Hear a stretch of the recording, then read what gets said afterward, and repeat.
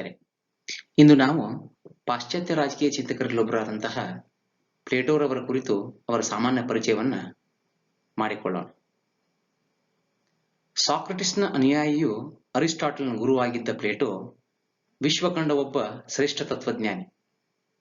ಪ್ಲೇಟೋನನ್ನ ರಾಜಕೀಯ ತತ್ವಶಾಸ್ತ್ರದ ಪಿತಾಮಹ ಅಂದ್ರೆ ಫಾದರ್ ಆಫ್ ಪೊಲಿಟಿಕಲ್ ಫಿಲಾಸಫಿ ಎಂದು ಕೂಡ ಕರೆಯಲಾಗ್ತದೆ. ಇಂದಿನ ತರಗತಿಯಲ್ಲಿ ನಾವು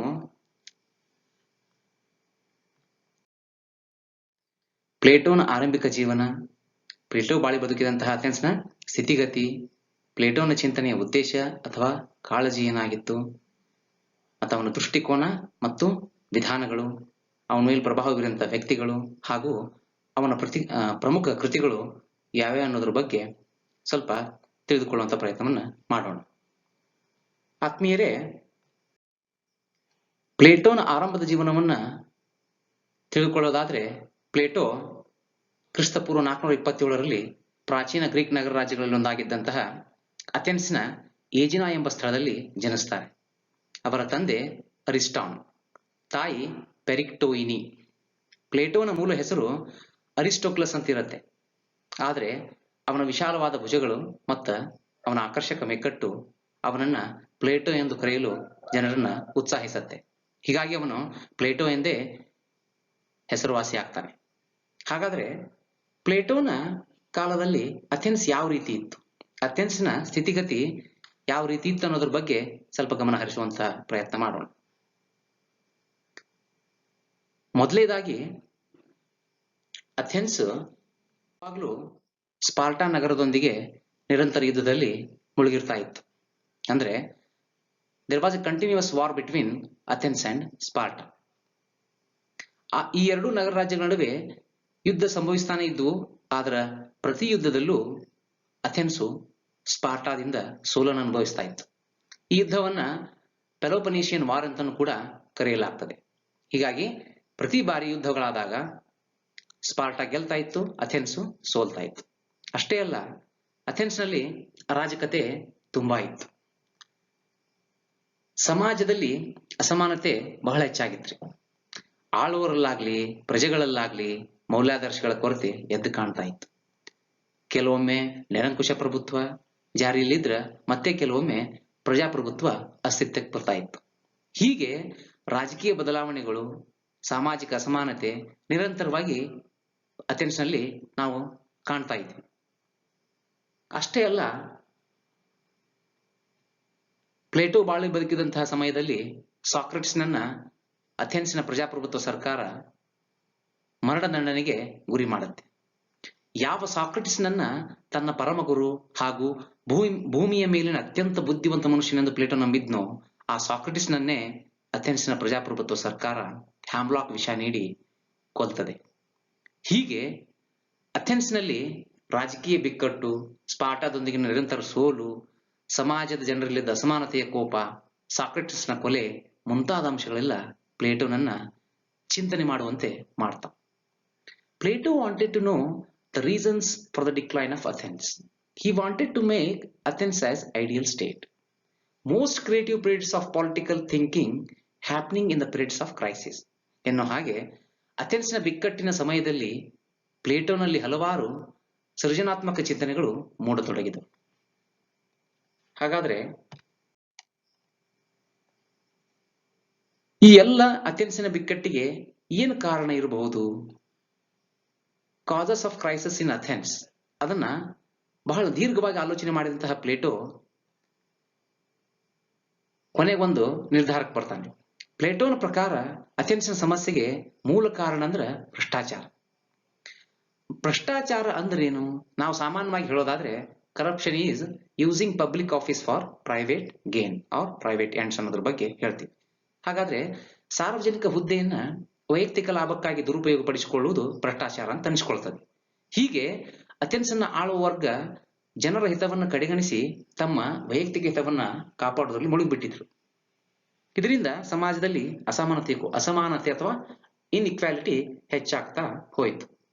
ಹಾಗಾದ್ರೆ ಭ್ರಷ್ಟಾಚಾರಕ್ಕೆ ಕಾರಣಗಳೇನು? ಪ್ಲೇಟೋ ಹೇಳೋ ಹಾಗೆ ignorance of ruling class is the root cause of corruption. ಆಳುವ ವರ್ಗದ ಅಜ್ಞಾನವೇ ಭ್ರಷ್ಟಾಚಾರಕ್ಕೆ ಮೂಲ ಕಾರಣ ಅಂತ ಹೇಳಿ ಪ್ಲೇಟೋ ಸ್ಪಷ್ಟವಾಗಿ ಹೇಳ್ತಾರೆ. ಹೇಗೆ ಗೌತಮ ಬುದ್ಧ ಆಸೆಯೇ ದುಃಖಕ್ಕೆ ಮೂಲ ಕಾರಣ ಎಂದು ಹೇಳ್ತಾನೋ, ಅದೇ ರೀತಿ ಪ್ಲೇಟೋ ಆಳುವ ವರ್ಗದ ಅಜ್ಞಾನವೇ ಭ್ರಷ್ಟಾಚಾರಕ್ಕೆ ಮೂಲ ಕಾರಣ ಎನ್ನುವಂತ ನಿರ್ಧಾರಕ್ಕೆ ಬರ್ತಾನೆ. ಅಥೆನ್ಸಿನ ಈ ಎಲ್ಲ ಅನೈತಿಕ ಘಟನೆಗಳು ಪ್ಲೇಟೋನ ಮೇಲೆ ಗಾಢವಾದಂತ ಪ್ರಭಾವವನ್ನು ಬೀರ್ತಾವ ಸ್ನೇಹಿತರೆ. ಹೀಗಾದ್ರೂ ಮಾಡಿ ಅಂದ್ರೆ ಅಥೆನ್ಸಿನ ಬಗ್ಗೆ ಎಷ್ಟು ಕಾಳಜಿ ಕಳಕಳಿಯನ್ನು ಹೊಂದಿದ್ದಪ್ಪ ಪ್ಲೇಟೋ ಅಂದ್ರ, ಹೇಗಾದ್ರೂ ಮಾಡಿ ಈ ಅಥೆನ್ಸಿನ ಬಿಕ್ಕಟ್ಟನ್ನ ಹೊಡೆದೋಡಿಸಿ ಅದನ್ನೊಂದು ಆದರ್ಶ ರಾಜ್ಯವನ್ನಾಗಿ ಮಾಡುವಂತ ಬಯಕೆಯನ್ನ, ಕಾಳಜಿಯನ್ನ ಪ್ಲೇಟೋ ಹೊಂತಾನೆ. ಹಾಗಾದ್ರೆ ಈ ಎಲ್ಲ ಅಥೆನ್ಸಿನ ಬಿಕ್ಕಟ್ಟಿಗೆ ಏನ್ ಪರಿಹಾರ ಅನ್ನೋದ್ರ ಬಗ್ಗೆನೂ ಕೂಡ ಅವ ಚಿಂತಿಸ್ಲಿಕ್ಕೆ ಪ್ರಾರಂಭ ಮಾಡ್ತಾನೆ. ಅಥೆನ್ಸಿನ ಬಿಕ್ಕಟ್ಟಿಗೆ ಪ್ಲೇಟೋ ಹಲವಾರು ಪರಿಹಾರ ಉಪಾಯಗಳನ್ನ ಸೂಚಿಸ್ತಾ ಹೋಗ್ತಾನೆ. ಅದರಲ್ಲಿ ಅತ್ಯಂತ ಪ್ರಮುಖವಾದಗಳು ಏನಪ್ಪಾ ಅಂತಂದ್ರ, ಮೊದಲೇದಾಗಿ ರೂಲ್ ಆಫ್ ಫಿಲಾಸಫರ್ ಕಿಂಗ್, ತತ್ವಜ್ಞಾನಿ ಅರಸರ ಆಳ್ವಿಕೆ. ಮತ್ತೊಂದು ಅವನ ಚಿಂತನೆ ಏನಪ್ಪಾ ಅಂತಂದ್ರ ಆಸ್ತಿ ಮತ್ತು ಕುಟುಂಬ ಸಮತಾವಾದ, ಪ್ರಾಪರ್ಟಿ ಅಂಡ್ ಫ್ಯಾಮಿಲಿ ಕಮ್ಯುನಿಸಂ. ಅದೇ ರೀತಿ ರಾಜ್ಯ ನಿಯಂತ್ರಿತ ಹಾಗೂ ಪುರುಷ ಮತ್ತು ಮಹಿಳೆಯರಿಗೆ ಸಮಾನವಾದಂತಹ ಶಿಕ್ಷಣವನ್ನ ನೀಡಬೇಕು ಅನ್ನೋದು ಪ್ಲೇಟೋನ ವಿಚಾರಗಳಲ್ಲಿ ಒಂದಾಗಿರುತ್ತೆ. ಇವೆಲ್ಲ ಒಂದಕ್ಕೊಂದು ಇಂಟರ್ಲಿಂಕ್ ಆಗಿದಾವೆ. ಮುಂದೆ ಪ್ಲೇಟೋನ ವಿಚಾರಗಳನ್ನ ಅಂದ್ರೆ ಅವನ ತತ್ವಜ್ಞಾನ ಅರಸರ ಆಳ್ವಿಕೆ, ಪ್ರಾಪರ್ಟಿ ಅಂಡ್ ಫ್ಯಾಮಿಲಿ ಕಮ್ಯುನಿಸಮ್, ಅವನ ಶಿಕ್ಷಣ ವ್ಯವಸ್ಥೆಯನ್ನು ತಿಳಿದುಕೊಳ್ಳುವಾಗ ಇದ್ರ ಬಗ್ಗೆ ವಿವರವಾಗಿ ತಿಳಿದುಕೊಳ್ಳುವಂತ ಪ್ರಯತ್ನವನ್ನ ಮಾಡೋಣ. ಈಗ ಪ್ಲೇಟೋನ ದೃಷ್ಟಿಕೋನ, ಯಾವ ದೃಷ್ಟಿಕೋನವನ್ನ ಪ್ಲೇಟೋ ಹೊಂದಿದ್ದ ಅನ್ನೋದ್ರ ಬಗ್ಗೆ ಸ್ವಲ್ಪ ಗಮನ ಹರಿಸೋಣ. ಪ್ಲೇಟೋ ಒಬ್ಬ ಆದರ್ಶವಾದಿ ಚಿಂತಕ. Plato was idealist in both aspects, in terms of methodology and in terms of political philosophy. Idealist is one who think what ought to be rather than what is. ಅಂದ್ರೆ ಹೇಗಿದೆ ಎಂಬುದಕ್ಕಿಂತ ಹೇಗೆ ಇರಬೇಕಾಗಿತ್ತು ಎಂಬುದಕ್ಕೆ ಹೆಚ್ಚಿನ ಒತ್ತನ್ನ ಆದರ್ಶವಾದ ಸಿದ್ಧಾಂತ ನೀಡುತ್ತದೆ. ಇದು ಉಟೋಪಿಯಾಗಿ ಒಂಥರ ಸಿಮಿಲರ್ ಆಗಿ ಕಾಣುತ್ತೆ. Utopia refers to the image of a perfect society or state that is very fascinating but unrealizable in actual practice. ಅಂದ್ರೆ ವಾಸ್ತವವಾಗಿ ಅದನ್ನ ನೋಡ್ಲಿಕ್ಕೆ ಸಾಧ್ಯವಿಲ್ಲ ಅಥವಾ ಅಸಾಧ್ಯ ಅಂತಾನೆ ನಾವು ಹೇಳ್ಬಹುದು. ಉಟೋಪಿಯಾವನ್ನು ಕೂಡ ಆದರ್ಶ ಸಿದ್ಧಾಂತದಂತೆಯೇ ಬಳಸ್ತೀವಿ ನಾವು. ಓಕೆ, ಒಂದು ಪರಿಪೂರ್ಣ ಸಮಾಜ ಅಥವಾ ರಾಜ್ಯದ ಪ್ರತಿರೂಪವನ್ನ ಕುರಿತು ಬಹಳ ಆಕರ್ಷಕವಾಗಿ ಉಟೋಪಿಯಾ ಸಿದ್ಧಾಂತ ಏನೋ ವಿವರಿಸುತ್ತೆ. ಆದ್ರೆ ನಿಜವಾದ ಆಚರಣೆಯಲ್ಲಿ ಅವಾಸ್ತವವಾಗಿರುತ್ತೆ ಅನ್ನೋದನ್ನ ನಾವು ಗಮನದಲ್ಲಿಟ್ಕೋಬೇಕು. ಹಾಗಾದ್ರೆ ಸಾಮಾನ್ಯವಾಗಿ ಪಾಶ್ಚಾತ್ಯ ರಾಜಕೀಯದಲ್ಲಿ ಅಂದ್ರೆ ವೆಸ್ಟರ್ನ್ ವೇ ಆಫ್ ಥಾಟ್ ಅಲ್ಲಿ ಅಥವಾ ವೆಸ್ಟರ್ನ್ ಸ್ಕೂಲ್ ಆಫ್ ಥಾಟ್ ಅಲ್ಲಿ ಪ್ರಮುಖವಾಗಿ ನಾವು ಎರಡು ಆಸ್ಪೆಕ್ಟ್ ಗಳನ್ನ ಅಥವಾ ಎರಡು ಪರ್ಸ್ಪೆಕ್ಟಿವ್ ಗಳನ್ನ ನೋಡ್ತೀವಿ. ಮೊದಲನೇದಾಗಿ ಐಡಿಯಲಿಸ್ಟ್, ಮತ್ತೊಂದು ಮಟೀರಿಯಲಿಸ್ಟ್. ಅಂದ್ರೆ ಒಂದು ಆದರ್ಶವಾದ, ಮತ್ತೊಂದು ಭೌತಿಕವಾದ. ಈ ಐಡಿಯಲಿಸ್ಟ್ ಏನ್ ಹೇಳ್ತಪ್ಪ ಅಂತಂದ್ರೆ, ಇದು it gives priority to hole over self. ಅಂದ್ರೆ ಇಡಿಯಾದ ಒಂದು ಗಾತ್ರಕ್ಕ ಇದು ಹೆಚ್ಚಿನ ಪ್ರಾಶಸ್ತ್ಯವನ್ನ ನೀಡುತ್ತೆ. ಮತ್ತೆ ಇದು ರಾಜ್ಯಕ್ಕೆ ಹೆಚ್ಚಿನ ಪ್ರಾಶಸ್ತ್ಯವನ್ನು ಕೊಟ್ಟು ವ್ಯಕ್ತಿಗೆ ಹೆಚ್ಚಿನ ಪ್ರಾಶಸ್ತ್ಯವನ್ನ ನೀಡುವುದಿಲ್ಲ. ಅದೇ ರೀತಿ ವ್ಯಕ್ತಿಯ ಹಕ್ಕುಗಳಿಗೆ ಹೆಚ್ಚಿನ ಪ್ರಾಶಸ್ತ್ಯವನ್ನ ನೀಡದೆ ಅವನ ಕರ್ತವ್ಯಗಳಿಗೆ ಹೆಚ್ಚಿನ ಪ್ರಾಶಸ್ತ್ಯವನ್ನು ನೀಡುವಂತಹದ್ದು ಆದರ್ಶವಾದ.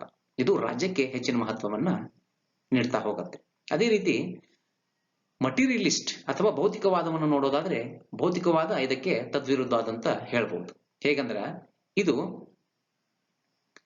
ವೈಯಕ್ತಿಕ ಹಿತಾಸಕ್ತಿಗೆ ಹೆಚ್ಚಿನ ಮಹತ್ವವನ್ನು ಕೊಟ್ಟು ಸಾಮಾಜಿಕ ಹಿತಾಸಕ್ತಿಯನ್ನ ಗೌಣವಾಗಿ ನೋಡುತ್ತೆ. ಅದೇ ರೀತಿ ರೈಟ್ಸ್ಗಳಿಗೆ ಅಂದ್ರೆ ಹಕ್ಕುಗಳಿಗೆ ಹೆಚ್ಚಿನ ಮಹತ್ವವನ್ನು ಕೊಟ್ಟು ಕರ್ತವ್ಯಗಳನ್ನ ಅಷ್ಟಾಗಿ ಪರಿಗಣಿಸುವುದಿಲ್ಲ. ಇವೆರಡು ಒಂದಕ್ಕೊಂದು ತದ್ವಿರುದ್ಧವಾಗಿದ್ದರೂ ಇವುಗಳನ್ನ ಸಾಮಾನ್ಯವಾಗಿ ನಾವು ಪ್ರಾಚೀನ ಗ್ರೀಕ್ನ ಸ್ಕೂಲ್ ಆಫ್ ಥಾಟ್ ಗಳಲ್ಲಿ ನೋಡ್ತಾ ಇದ್ದೀವಿ. ಹಾಗಾದ್ರೆ ಐಡಿಯಲಿಸ್ಟ್ನ ಪ್ರತಿಪಾದಕರು ಯಾರ್ಯಾರಪ್ಪ ಅಂದ್ರೆ ಪ್ಲೇಟೋ ಮತ್ತೆ ಹೆಗಲ್ ಅಂತ ಹೇಳೋದಾದ್ರೆ, ಅದೇ ರೀತಿ ಭೌತಿಕವಾದ ಅಥವಾ ಮಟೀರಿಯಲಿಸ್ಟ್ ಅನ್ನ ಹಾಬ್ಸ್, ಲಾಕ್ ಮತ್ತು ಮಾರ್ಕ್ಸ್ನ ಸಿದ್ಧಾಂತಗಳಲ್ಲಿ ನಾವು ಕಾಣಬಹುದು. ಈಗ ಮುಂದೆ ಪ್ಲೇಟೋನ ವಿಧಾನ, ಮೆಥಡಾಲಜಿ ಏನಿತ್ತು ಅನ್ನೋದ್ರ ಬಗ್ಗೆ ತಿಳ್ಕೊಳ್ಳೋಣ. ಸಾಮಾನ್ಯವಾಗಿ ಮೆಥಡಾಲಜಿ ಅನ್ನೋದು ಎರಡು ರೀತಿಯ ವಿಧಾನಗಳನ್ನ ಹೊಂದಿರುತ್ತೆ. ಒಂದು ಇಂಡಕ್ಟಿವ್, ಇನ್ನೊಂದು deductive. Inductive, using a particular set of facts or ideas to form a general principle it means particular to general. ಅಂದ್ರೆ ಬಿಡಿಯಿಂದ ಇಡೀ ಅಂದ್ರೆ ನಿರ್ದಿಷ್ಟತೆಯಿಂದ ಸಾಮಾನ್ಯದೆಡೆಗೆ ಸಾಗುವುದು, ಅದನ್ನ ಇಂಡಕ್ಟಿವ್ ಅಂತ ಹೇಳಿ ಕರಿತೀವಿ. ಹಾಗಾದ್ರೆ ಡಿಡಕ್ಟಿವ್ ಅಂದ್ರೆ ಏನು? Deductive method refers to the method of drawing conclusions on the basis of general to particular. In this method, the inquirer first grasps a general rule and then proceeds to observe particular cases for the verification or falsification of the rule. Where conclusion is already existing and scholar is looks for particular instances to support his views. ಅಂದ್ರೆ deductive ವಿಧಾನದಲ್ಲಿ ಸಾಮಾನ್ಯದಿಂದ ನಿರ್ದಿಷ್ಟತೆಗೆ ಸಾಗುವಂತಹ ಪ್ರಯತ್ನವನ್ನ ಮಾಡ್ತೀವಿ ಅಥವಾ ಆ ವಿಧಾನವನ್ನ ಇಲ್ಲಿ ಅಳವಡಿಸ್ತೀವಿ. ಇನ್ನೊಂದು ರೀತಿಯಲ್ಲಿ ಸರಳವಾಗಿ ಹೇಳೋದಾದ್ರೆ, ನಾವು ಈ ಭೂಮಿಯನ್ನು ಕುರಿತು ತಿಳಿದುಕೊಳ್ಳುವಂತ ಪ್ರಯತ್ನವನ್ನ ಮಾಡ್ತಿದ್ದೀವಿ ಅನ್ಕೊಳ್ರಿ ಅಥವಾ ಭಾವಿಸ್ರಿ.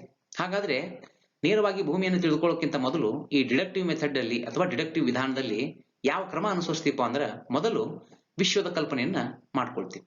ಅದರಲ್ಲಿ ಅಸಂಖ್ಯಾತ ನಕ್ಷತ್ರಗಳಿದ್ದು ಆ ನಕ್ಷತ್ರಗಳಲ್ಲಿ ಸೂರ್ಯ ಕೂಡ ಒಬ್ಬ.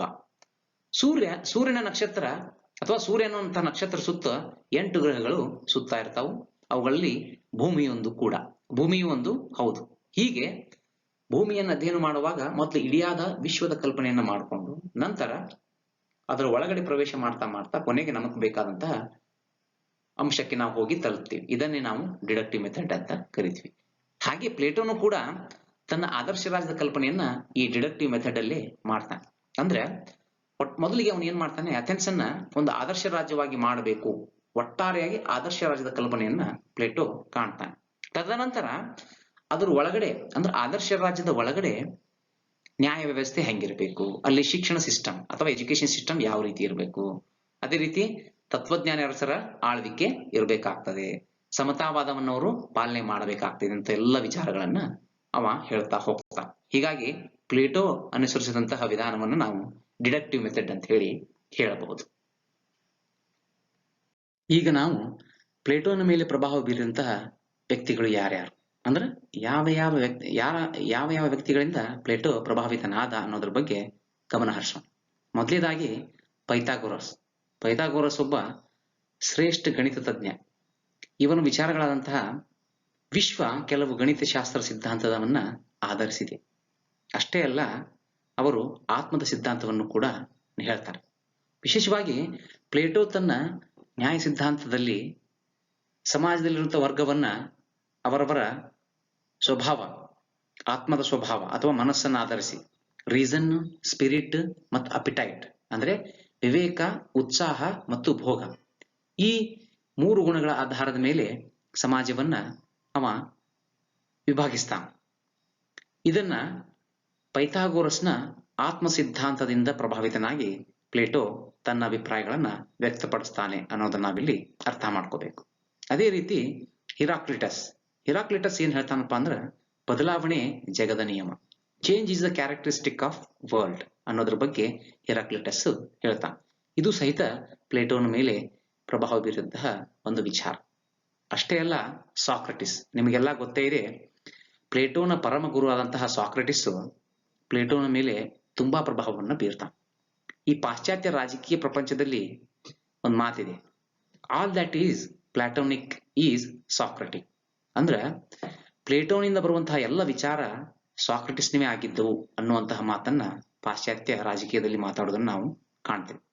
ಪ್ಲೇಟೋ ಸಾಕ್ರಟಿಸ್ನ theory of knowledge, method of dialectic ವಿಶೇಷವಾಗಿ ಇವುಗಳಿಂದ ಹೆಚ್ಚು ಪ್ರಭಾವಿತನಾಗಿರ್ತಾನೆ ಅಂತ ಹೇಳಿ ನಾವು ತಿಳ್ಕೊಬೇಕಾಗ್ತದೆ.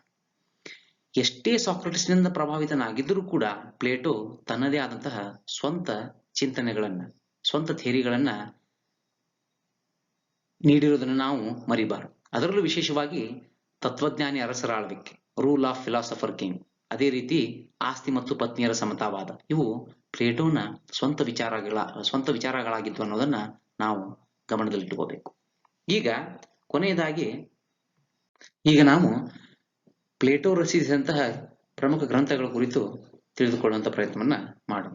ಮೊದಲನೇದಾಗಿ ರಿಪಬ್ಲಿಕ್. ಈ ರಿಪಬ್ಲಿಕ್ ಗ್ರಂಥವನ್ನ ಪ್ಲೇಟೋ ತನ್ನ ತರುಣಾವಸ್ಥೆಯಲ್ಲಿ ರಚಿಸ್ತಾನೆ.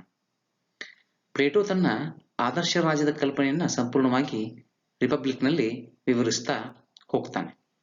ಎರಡನೇದಾಗಿ ಸ್ಟೇಟ್ಸ್ಮನ್. ಈ ಕೃತಿಯನ್ನ ಪ್ಲೇಟೋ ಅಥೆನ್ಸಿನ ಪರಿವರ್ತನೆಯ ಕಾಲಾವಧಿಯಲ್ಲಿ ರಚಿಸಿದಂತಹ ಕೃತಿ. ಅಂದ್ರೆ when Athens was in transition, that time statesman was written by Plato. ಮತ್ತು ಕೊನೆಯದಾಗಿ ದಿ ಲಾಸ್. ಪ್ಲೇಟೋ ಪ್ರಬುದ್ಧನಾದ ಅಥವಾ ಮ್ಯಾಚ್ಯೂರ್ಡ್ ಪ್ಲೇಟೋ ಆದಾಗ ದಿ ಲಾಸ್ ಅನ್ನುವಂಥ ಕೃತಿ ಅವನಿಂದ ಹೊರಬರುತ್ತೆ. ಈ ರಿಪಬ್ಲಿಕ್ ಮತ್ತು ದಿ ಲಾಸ್ ಎರಡು ಕೃತಿಗಳನ್ನು ಕಂಪೇರ್ ಮಾಡಿ ನೋಡಿದಾಗ ರಿಪಬ್ಲಿಕ್ನಲ್ಲಿ ಏನು ಸಂಪೂರ್ಣವಾಗಿ ಆದರ್ಶದಿಂದ ಕೂಡಿದಂತ ಮನೋಭಾವವನ್ನ ಪ್ಲೇಟೋ ಹೊಂದಿದ್ನಲ್ಲ, ಆ ಆದರ್ಶದಿಂದ ಸ್ವಲ್ಪ ಹೊರಗೆ ಬರುವಂತ ಪ್ರಯತ್ನವನ್ನ ಮಾಡ್ತಾ ಇರೋದನ್ನ ನಾವು ದಿ ಲಾಸ್ ಕೃತಿಯಲ್ಲಿ ಕಾಣಬಹುದು. ಓಕೆ, ಇವತ್ತಿಗೆ ತರಗತಿಯನ್ನು ಇಲ್ಲಿಗೆ ಮುಕ್ತಾಯಗೊಳಿಸೋಣ. ಪ್ಲೇಟೋನ ಚಿಂತನೆಗಳನ್ನ ಮುಂದಿನ ತರಗತಿಯಲ್ಲಿ ಕಂಟಿನ್ಯೂ ಮಾಡೋಣ. ಎಲ್ಲರಿಗೂ ನಮಸ್ಕಾರ.